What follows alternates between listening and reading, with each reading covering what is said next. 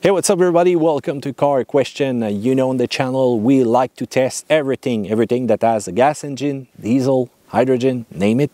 But today we're gonna ride an electric bike. But as you can see, this is not a regular electric bike because we've got a Track N Go kit right here, which is gonna be fun in the snow. So what exactly is this beast? It's a Talaria Sting, which is an electric bike, pretty much just like as we call a motocross here. Usually comes with wheels. With the wheels, it's pretty impressive. The speed that you can get with those bikes, the range that you can get also. This is impressive today to see how so many vehicles are turning electric. What's the big advantage? Less maintenance, power, more fun, but you got to be careful with the battery though. So let's talk about the spec. 60V38AH battery, lithium ion. This is literally an automobile type battery that you're going to find inside from LG. You're going to be able to charge that in 4 hours, which is not really long, and you're going to be able also to get some major speed because there's a gearbox at the rear of that bike. This is the only place where you're going to need maintenance though. Otherwise, you've got a small rider display. You're going to see the speed that you are going, but also whatever driving mode you choose. 2 different driving modes, eco or sport. Well, right here in those conditions, we're going to use only sport. As soon as you step on it, you can feel that punch and it's pretty much faster. Also, you can adjust and customize the fork up in front. You've got 3 different choices of fork that you can go for. You can put some air down there and you can simply adjust by turning the dial on top. Fully customizable to your style of driving. If you like bumpy track, well, you're going to be on the cloud with that kind of bike. But we are talking about winter today, and Talaria is offering also a kit with an AD Boivin Track N Go kit. This is from Quebec, and as you can see, this is an impressive track. Usually I ride those kind of track on some bikes, and those were called the Explorer Kit from AD Boivin. It really brings back some great memories. It was really powerful, but also real heavy and strange.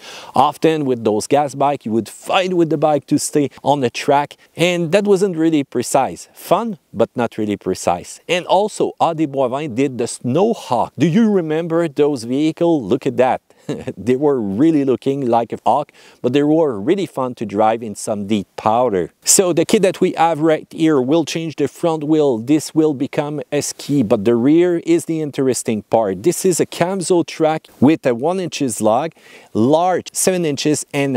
This is not really large, but this is all that you're going to need to make sure that you're going to float. So usual top speed of that bike is going to be around 70 kilometers, but right now with the kit on paper, they say 40. Well, maybe not. It depends on the condition.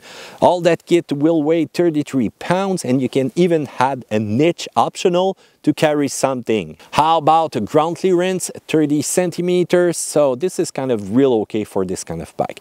So autonomy, well, with the wheels, you're going to be able to do 100 kilometers at 32 kilometers average. So it's not that bad. But remember that when you're going to add this kind of kit, it needs power. You can also customize your setup with a different sprocket in the rear, faster or more accelerations, whatever your driving style is, you can customize once again. So if you add the track, 20 kilometers maximum range at 30 kilometers. So as you can see, this is gonna eat a lot of power.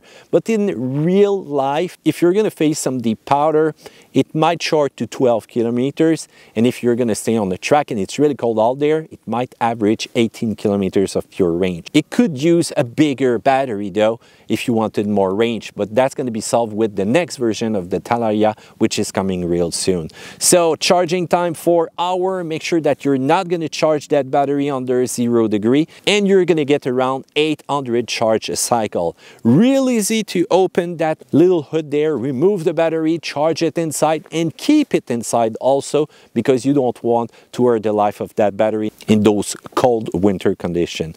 So let's talk about how does it handle. Well, remember, I'm not a pro driver. I'm not an MX competitor also, but let's say that I'm an average Joe in everything. But hey, this kind of machine is real fun out there.